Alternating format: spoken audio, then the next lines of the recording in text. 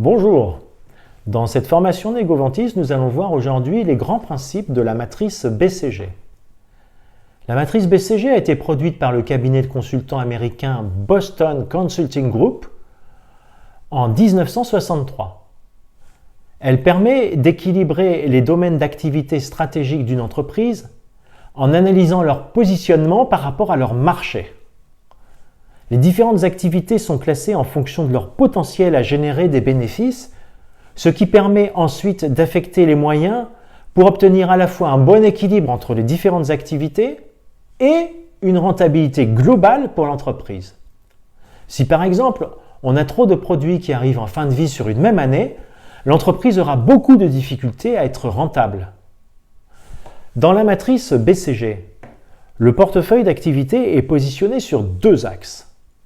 La part de marché relative sur l'axe horizontal et le taux de croissance du marché sur l'axe vertical.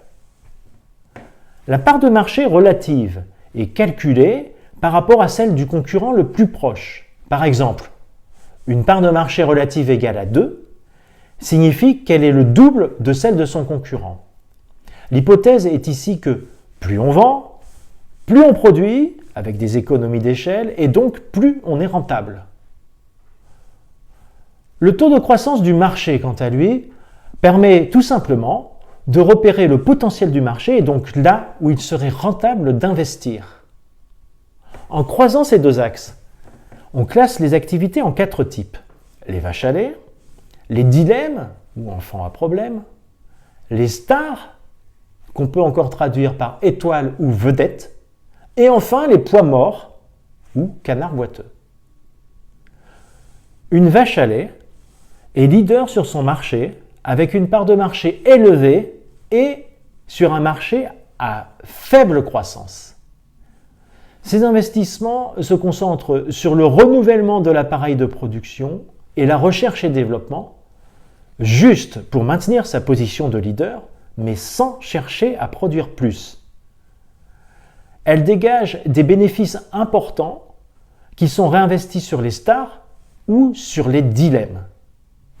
Un dilemme détient une faible part de marché et sur un marché en pleine croissance. Il faut alors soit se retirer avant de se transformer en poids mort pour l'entreprise, soit investir de façon très conséquente pour augmenter ses parts de marché pour en faire une star. Une star détient une part de marché élevée, comme la vache à lait, mais sur un marché en pleine croissance. Il faut donc continuer à investir pour ne pas être rattrapé par ses concurrents et ces investissements sont rentables puisque le taux de croissance du marché est à la hausse. N'oublions pas que certaines stars d'hier sont devenues les vaches à lait d'aujourd'hui. Un poids mort, maintenant, détient une part de marché restreinte et sur marché en faible croissance.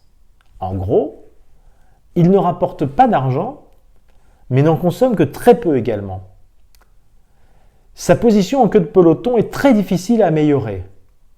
On cherche alors à s'en désengager en le cédant à un tiers.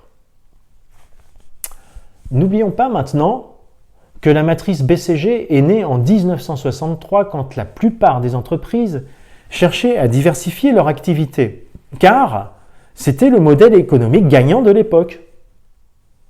Jouer sur la part de marché relative et sur le taux de croissance du marché était suffisant pour caractériser la position des activités ou des produits.